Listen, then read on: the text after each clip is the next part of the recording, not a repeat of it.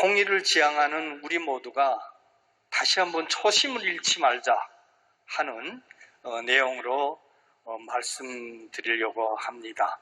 1989년입니다. 89년이면 서울에서 88 올림픽을 하고 그 다음 해입니다. 88 올림픽을 공동 주최하자고 했다가 무산이 되고, 그 다음에 88 올림픽으로 인한 북한의 국격의 급격한 상실을 만회하기 위한 거대한 정치 행사로서의 89년도 국제 청년학생 대회를 주최를 합니다. 세계 청년학생 축제. 그때인데, 그 전인데, 이때 사회주의권이 영원할 줄 알고 자본주의와 사회주의가 영원히 쌍벽을 이루면서 공생공존할 줄 알았던 그 거대한 한 진영, 사회주의 진영이 거대한 지진이 온 것처럼 흔들리기 시작합니다. 막 민주화 투쟁하고, 인권 투쟁하고, 일당 독재 반대하고, 사실은 제일 심했던 데가 폴란드입니다. 여기에 지금 폴란드 바벤산호저가 89년 9월에 동유럽 역사상 처음으로 일당 독재를 무너뜨리고 자유선거를 통해서 민주국가를 탄생합니다. 헝가리 88년도에 평화적이기는 했지만 88년도에 역시 민주국가가 됩니다. 공산당과 협상을 통해서 사회단체들이 협상해서 나옵니다. 88년도부터 이 헝가리가 반북 활동의 최전선에 섭니다. 세계 청년학생 축전에 온 좌익 청년 단체들에게 자유를 얘기하고, 그래서 그 세계 청년학생 축전에 왔을 때 이 헝가리 대표단을 특별히 관리하기 위한 팀도 만들어졌던 그런 것. 베를린 장벽, 여러분들이 잘 알지 않습니까? 예. 루마니아, 이거는 충격의 이 폴란드, 헝가리, 베를린, 이거는 진도 5, 6, 루마니아는 진도 7, 8. 이 루마니아 사태. 그래서 뒤에 사진을 보겠습니다.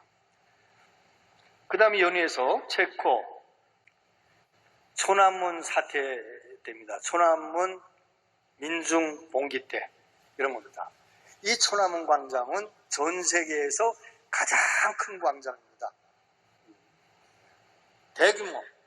근데 사실은 천안문 사태가 천안문에서만 일어난 게 아니고 중국 전국의 400여 곳에서 동시에 들고 일어났습니다. 공포가 몰려오잖아요. 사회주권이 막 붕괴되기 시작합니다. 근데 딱 하나 그래도 남은 게 소련이에요. 소련. 이 종주국이고 가장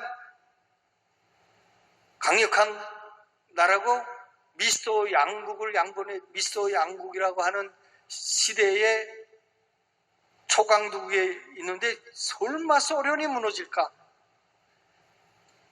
이런 거죠. 공산당, 역사상 처음으로 공산당 총비서가 공산당 불법화에 서명을 합니다.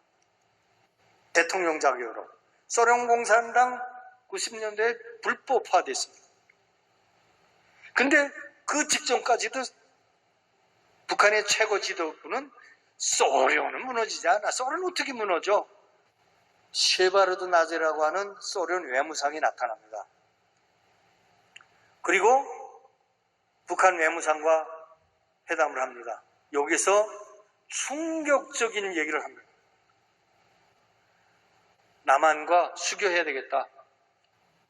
셰바르드 나제가 그 얘기 던지고 귀국할 때 그 아침에 노동신문에 거대한 사설이 뜹니다. 사회주의는 뭡니까? 마르크스가 얘기한 것처럼 자본주의의 멸망의 불가피성과 사회주의 공산주의의 승리의 불가피성으로부터 출발한 이념 아닙니까? 모든 행위가 사회주의에 대한 승리의 믿음 속에서 전개되어 왔던 그런 이념이고 이론이고 정책이고 실천이었다 이 말입니다. 근데 그 믿음이 막 흔들리고, 그러니 91년도에 어떤 김정일 논문이 나오냐면 대중 중심의 우리식 사회주의는 필승불패이다 라는, 한 글자도 안 틀립니다. 인민 대중 중심의 우리식 사회주의는 필승불패이다 라는 논문이 나옵니다.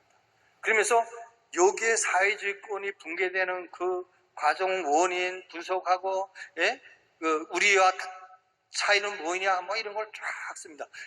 사회주의는 과학이다라고는, 사회주의는 과학이다. 김정일 그 저서기 나옵니다. 이 국제사회주의의 경제적 그 효과, 제가 몇 가지 얼마나 큰 진동이 있었느냐, 그 진동 속에서 누가 빛을 가지고 갔느냐, 그게 문선명 총재라는 그 얘기를 하자고 지금 이런 얘기를 하는 겁니다. 예? 사회주의권이 붕괴되니까 원자재, 에너지 전부 못 싸웁니다. 예? 그리고 시장 가격으로 다, 그다음에 외화 결제, 달러 결제를 하고, 그전에는 아톰 무역, 즉 구상 무역, 물물 교환, 그리고 루블화 결제 이랬는데, 이게 북한에서 주체의 섬유라고 하는 비난론입니다. 비난론 섬.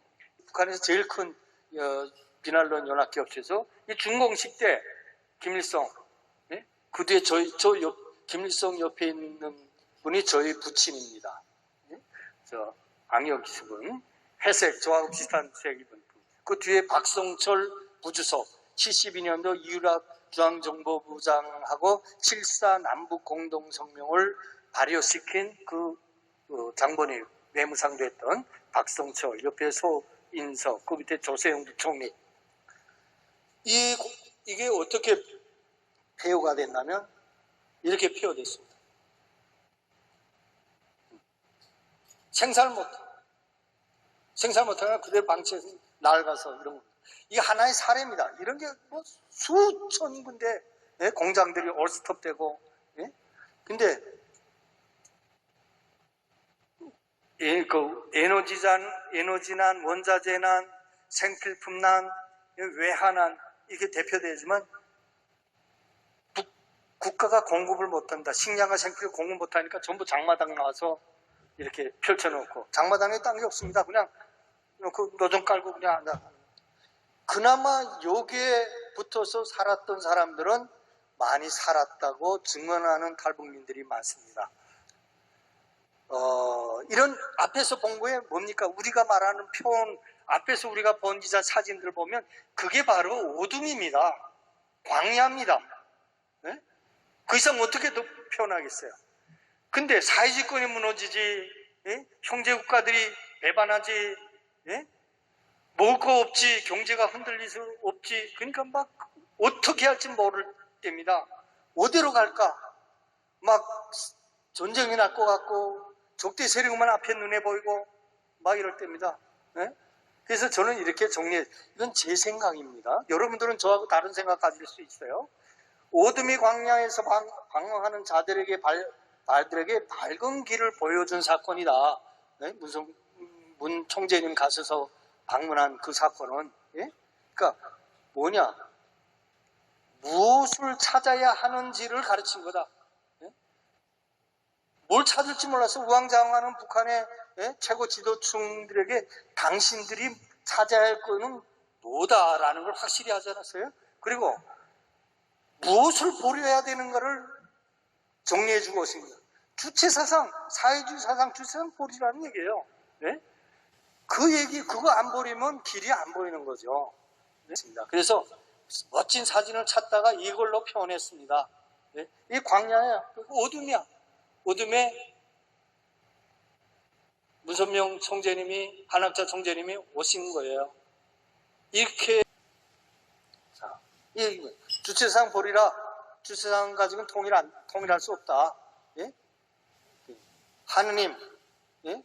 받아들여라. 이런 강론을 하시는 장면입니다. 이게 정금철, 그 다음에 윤기복, 그 다음에 저희 선배, 김다령 부총리 앞에 놓고 공개적으로, 예?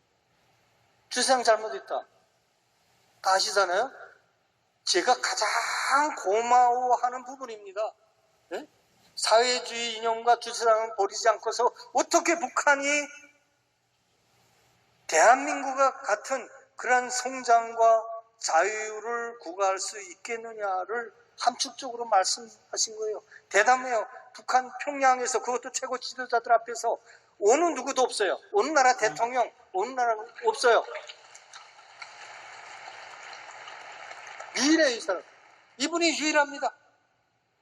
그게 제가 고마운 거예요. 북한 주민들이 가장 하고 싶다는 얘기를 한 거예요. 예? 통일 사업은 여러분이 잘 아실 거예요.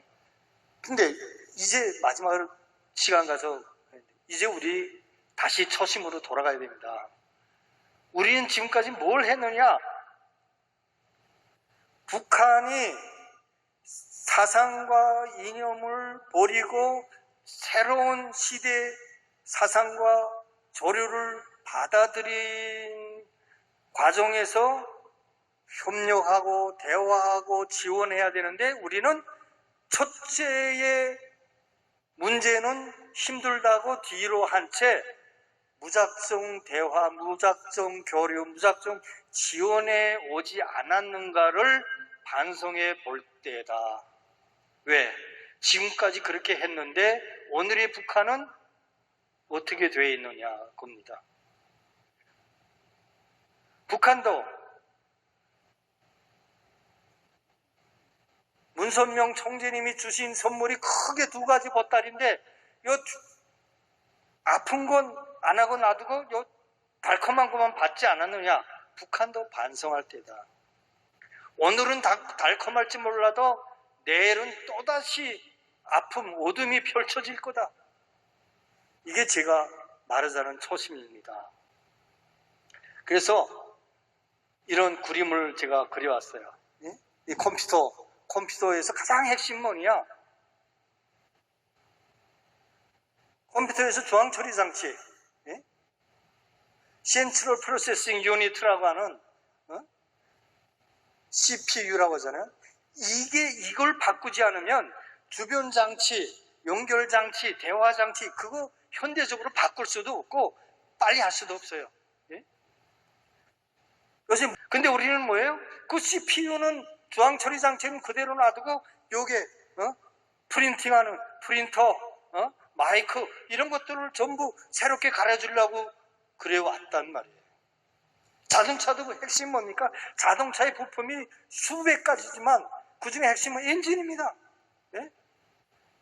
여기는 막 100km도 안 되는 엔진 가지고 뒤에 뭐예요? 옆에 자체, 시트, 예?